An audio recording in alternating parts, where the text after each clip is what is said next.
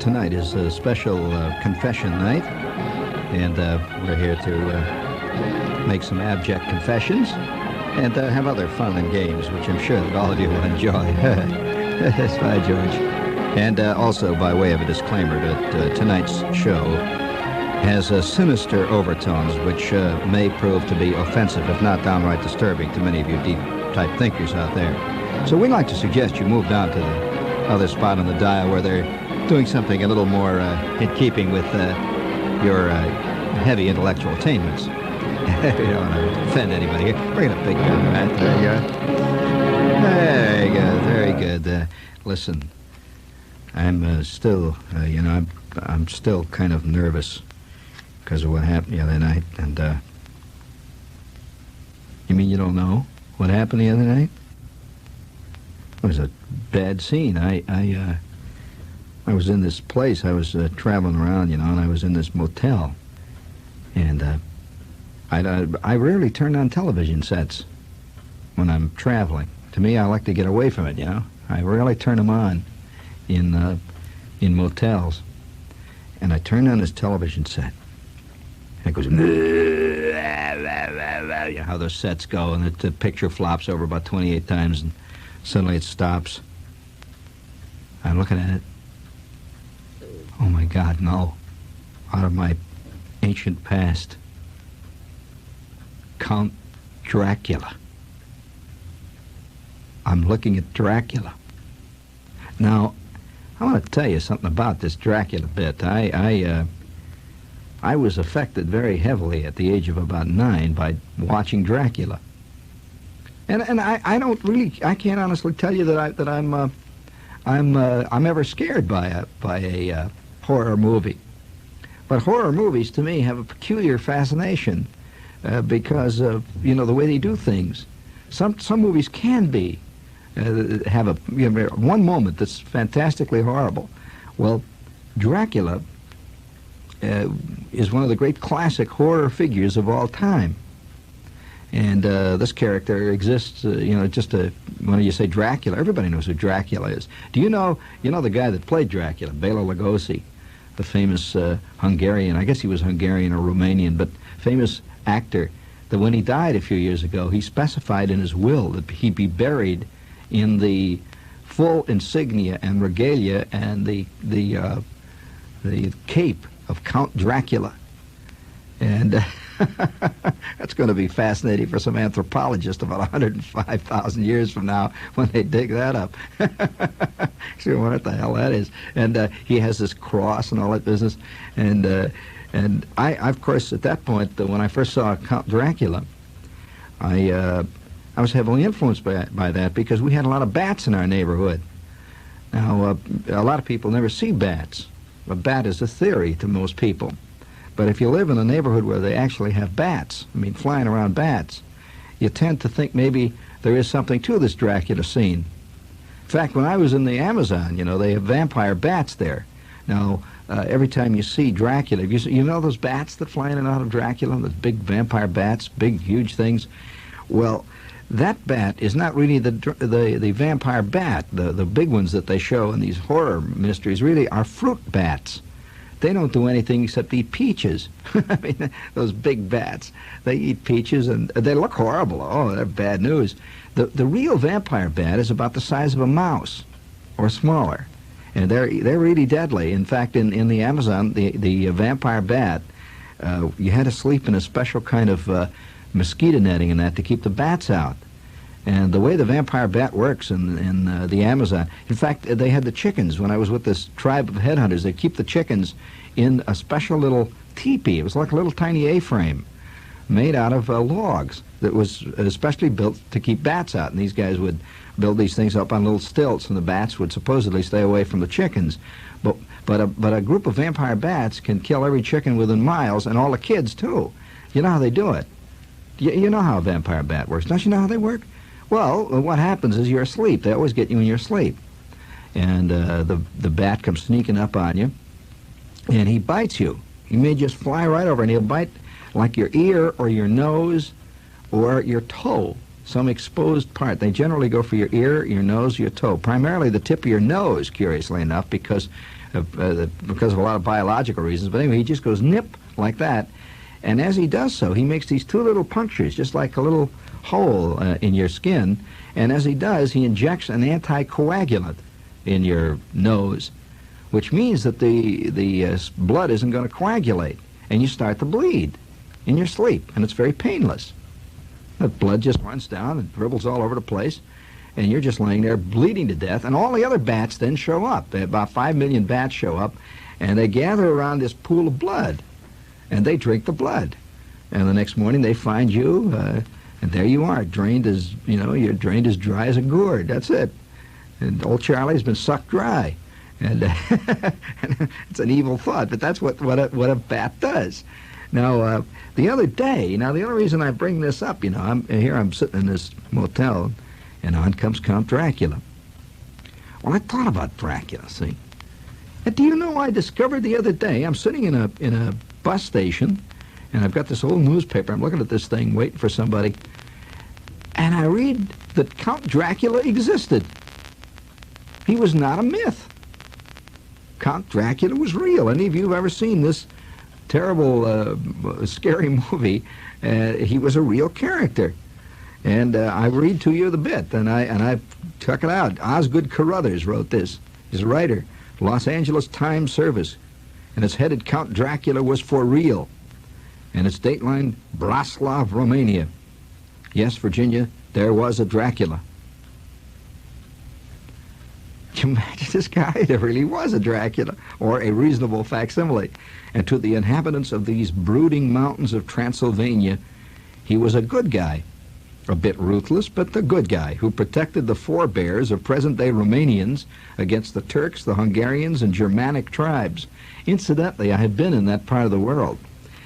And I want to tell you this. You can understand how people... I think literature springs out of the physical surroundings of people, even if they don't consciously write about the physical surroundings. If you've ever seen the mountains of that part of the world, it's a strange thing about them. They're not high, craggy mountains of the kind like, say, the Rockies. They're kind of strange, rolling, wooded hills, mountains, and the sky is gray a great deal of the time there for some reason or other. Every time I've seen it, it's gray, and there's great, fantastic forests there.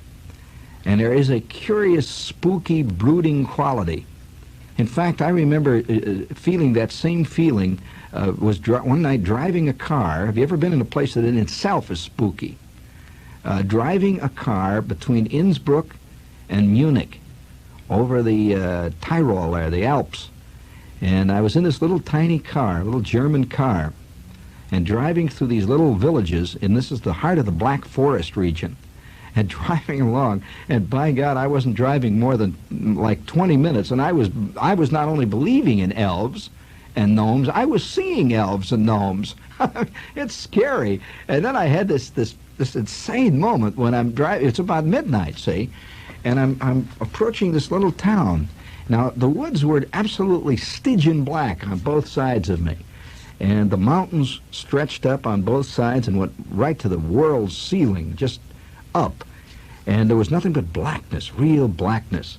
And these if you've ever seen the Black Forest, you know why they call them the Black Forest. It really is black. And I'm putting along in this little car, not a soul anywhere around me. It was in late fall, and the foliage had changed, and all the tourists were gone, and there was nothing except blackness, this one little road. And this car was driven by a Schick Shaver motor, roughly. It couldn't go anywhere. The little thing it's about 5,000 miles to the gallon of gas, but that's because it didn't do anything, and it hardly moved. Flat out, I'd get maybe 17, 18 miles an hour, And it had two little candles for its lights in the front, and I'm driving along, ice cold. Oh, is it cold in this car? No radio, nothing. The two little seats were like made out of canvas slings, and I'm going through the Black Forest all by myself. And I see nothing but blackness all around me. These two little yellow lights, which I have out in front of me, are lighting up the space of the road, maybe 6 or 7 feet, just ahead of me. That's it. Well, I'm coming into a town. Now, I only know there's a town there because I know it's on the map, and I also saw a sign in German that said I was approaching Mittenwald, which means middle of the forest. Mitten, middle of the forest. Mittelwald. Yeah. And I'm drifting along, you know, on this road. I guess everybody in this time, you know, it's I don't know. I think that only man is capable of that kind of fear. I don't think animals walking around ever look in the forest and see fear. Well, I'm driving along this road, and when this moment happened, this is a moment I'll never forget, because I was kind of on edge. It was late, and I had gotten a late start from Innsbruck. Now, Innsbruck, if you have a map, you can take a look at it. Innsbruck lies just on the other side of the mountains from Munich, and between Innsbruck and Munich rise these great Alps, and there's a pass that goes between the two. And you drive literally through the mountains to get to Munich, which lies on the other side of the mountains, and it lies down on a kind of plain. And Innsbruck is a spooky kind of city anyway. It's a medieval city. It has arched walkways. You walk along a narrow cobblestone walk, and it has these arches. And during the, I guess, during the tourist season, it's a great place. You know, everybody digs it. But when in the off season, it has a certain mysterious black brooding quality. It's a strange place, and the people look at you with an odd look. I remember going into this hotel, and it had this fantastic room. It's like out of an old David Niven movie. This old hotel with this strange decor, great hanging chandeliers, and these waiters with black suits came around. And we're not used to that kind of thing in America very often. It's a very different kind of way of doing things. And all around me, seated at respectable distances, were sort of sinister-looking elderly ladies with dewlaps. Dewlaps? Don't you know what a dewlap is? That's a jowl, in case you're interested. It's a hanging jowl. You don't know what a jowl is? How the hell did you get your job? But these women look like powdered basset hounds, sitting at respectful distances, saying nothing to each other, and being served by waiters who apparently had been serving them for 500 years. It had a certain timeless quality, and there was silver salvers and trays, and they were pushing things around in little carts with silver-spoked wheels, and bringing out the strange-looking bottles of wine with dust on them. And up on the stage were these three elderly men playing violins. One guy was, well, actually, they weren't all three playing. Two of them were playing violins, and the middle one was playing what looked like a clarinet. And it was this Europa, Middle Europa world. And they're playing along, they're playing waltzes and things. And it was a huge place, roughly the size of Lincoln Center. And there must have been 10 of us eating at great spaces. We were spaced out. It was like last year at Marienbad. And this is a movie. And I have to keep giving you footnotes so you're not totally confused. And so I'm sitting in this place feeling like some kind of an oaf, because I had just dropped in. There was only a little sign outside that said in German, or in Austrian really, it just said restaurant. And so I went in. I was hungry. And I found myself in this thing. And these ladies all looked, and I could see that nobody spoke any known language. They spoke some kind of, well, apparently some kind of a barbaric version of a romantic gypsy language. And the guy starts to play a peculiar kind of march. It sounded a little bit like some kind of funeral march. And the waiter comes over and he says something in German, and I tried to talk to him in English. I said, may I see the menu? And he says, ja, das ist the menu. And he brings me the menu, grudgingly, as if I had intruded into this secret rite that was about to begin. And so I looked at the menu, and it's completely, well, it wasn't really just German. It was also in a strange kind of script, because I can get my way through German all right.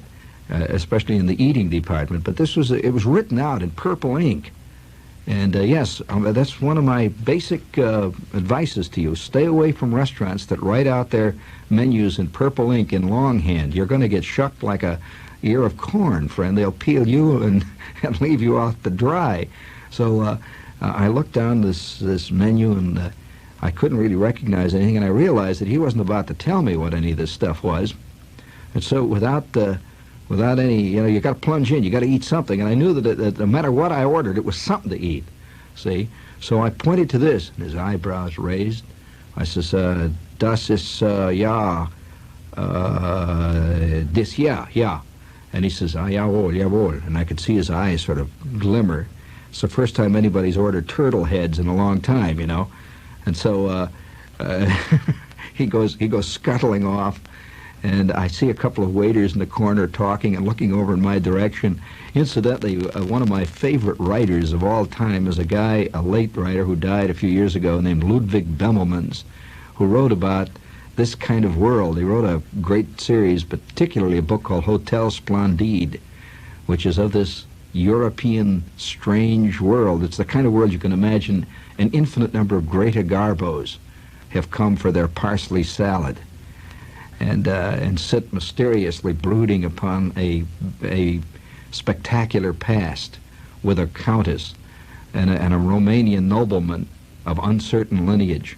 And so I sat in this place and I waited for him to bring it to me. And he brought me this couple of dishes that were covered with silver covers, and he had a towel over his arm. And with a big sweep, he goes, yeah, and he takes the tops off and he puts it down, and here's this strange-looking stuff, which had a curious milky quality to it. It had a kind of a white, milky sauce, and it was lukewarm. It wasn't hot, it wasn't cold, it was oddly lukewarm, apparently, which is exactly the way you should have turtle eggs, or turtle heads, or gopher livers, or whatever it was that I was eating. And so I start to eat this thing, and I knew, of course, immediately that I was in the presence of an alien society. This was not the kind of thing that people would eat. These are people that are vaguely preserved from an ancient age.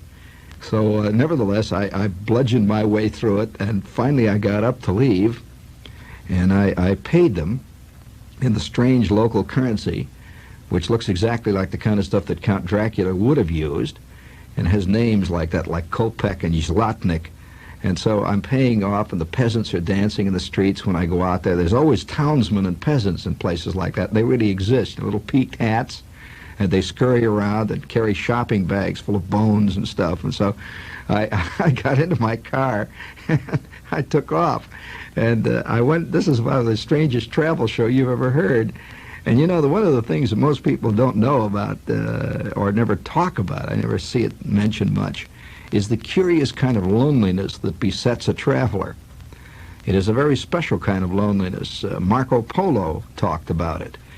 And it's a curious type. And that's just what makes me believe that ultimately no genuine peace is ever going to come to man, because we are what we are. And we are a herd creature. And once we're among the other herds, we feel out of place, and incidentally, the other herd feels vaguely resentful of you. Always this way. Tourists have always been resented by the local people, no matter where they are. And so I'm driving out through the town, and it was beginning to snow. And it was snowing kind of hard, big white flakes coming down, and I couldn't really see the mountains. The mountains are just brooding over you. In Innsbruck, this town has been dropped.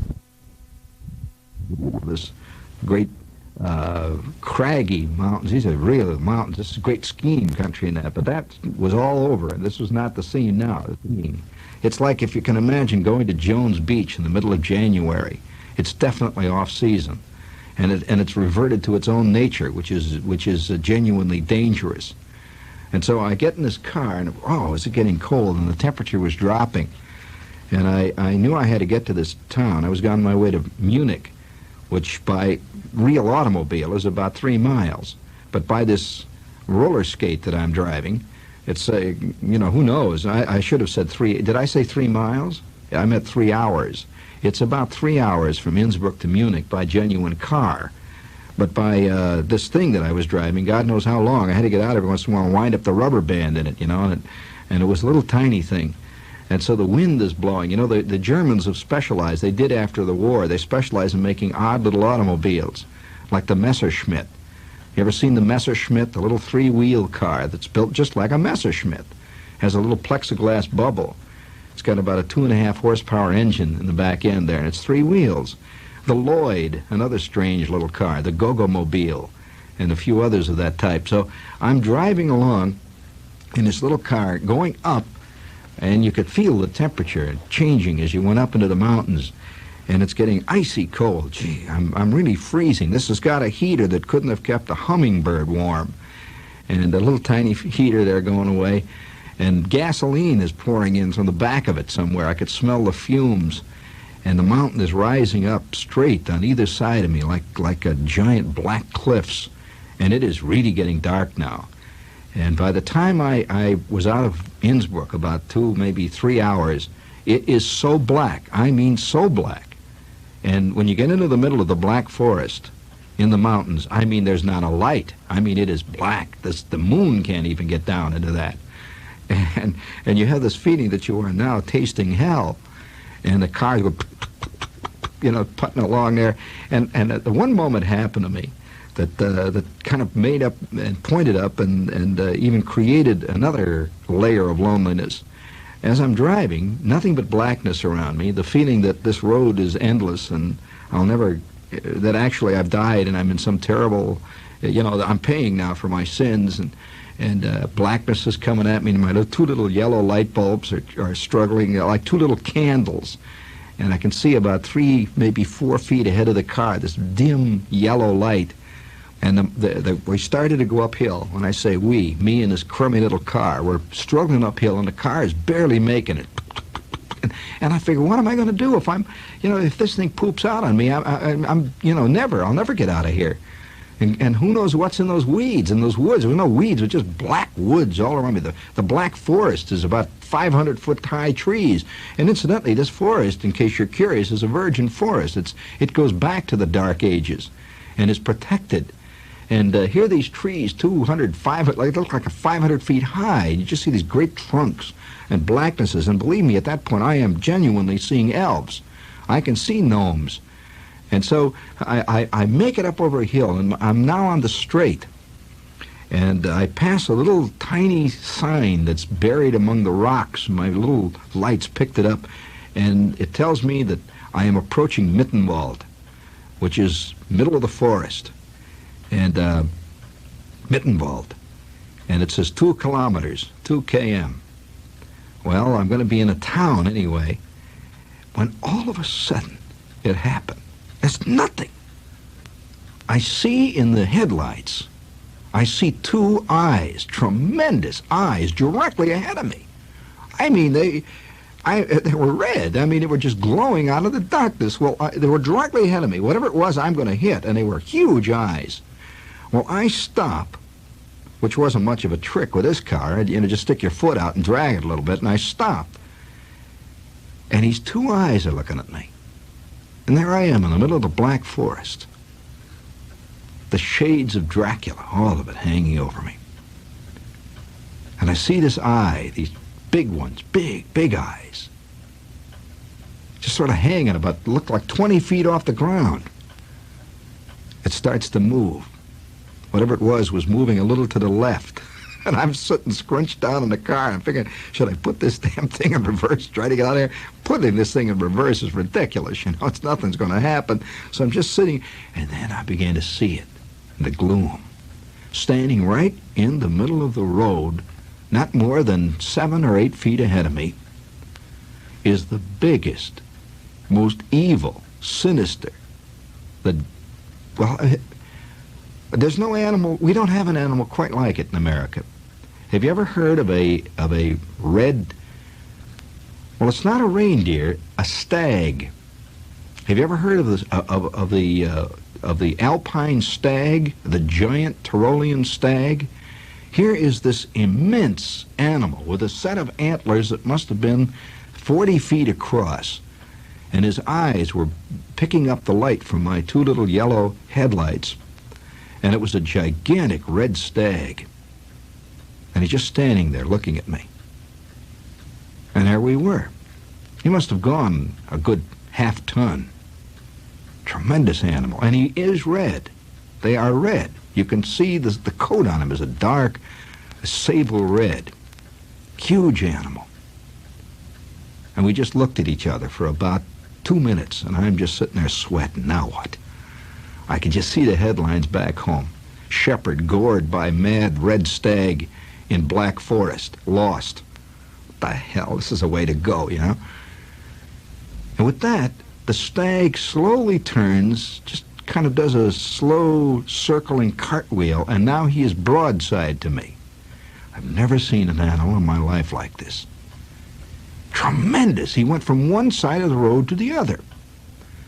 And then he turned all the way, and now his rear end is facing me, and he had the rear end, believe me, of a Sherman tank. And he slowly starts to trot down the middle of this cobblestone road. He's trotting away. Well, I put the car in gear, and I followed him. It's the only thing I could do, either that or sit in the darkness like a fool. And I wasn't going to, try to go around them. I mean, he could have picked this car up with one flick of his horn. I'd have been 17,000 miles down the gorge. So I drove right behind him, and he just walked, cluck, cluck, cluck, cluck. I could hear he had hoofs. I could hear the hoofs going cluck, cluck, cluck, cluck, cluck, cluck, cluck. He just started trotting, cluck, cluck. What a powerful animal. He looked like if you can imagine a moose that's taken to wine drinking. He's changed a bit, and he's going cluck, cluck, cluck, cluck, cluck, cluck, cluck. And for a good half mile, I follow this enormous animal. And then suddenly, without any warning, in fact, he did it like magic. It was just an amazing thing. I've never seen any animal do this. He disappeared. Just, he's gone. Just gone. He was right in my headlights 1 minute, and the next minute, he's gone. He's in the Black Forest somewhere, I hope. Just gone. Then I really got scared. I figured out he's going to come out, And I stepped on the gas. I throw this thing into second, and I start to pick up power, when suddenly I'm in the middle of Mittenwald. This little tiny place that looks like it's made of ancient Germanic lanterns. And you could see little glowing lights and leaded windows. And a church, a curious little square. And it's about 1 o'clock in the morning, and believe me, towns in the Tyrol are shut up at 1 o'clock in the morning. There is nothing. When I got out of the car, I was so cold, and I walked down the middle of the street. You could hear your footsteps, and my footsteps are echoing from one end of the town to the other. And I had this sense, that behind the windows there were Santa's helpers somewhere, and they were making gingerbread men. And someplace in the middle distance was the evil witch who was putting people into ovens.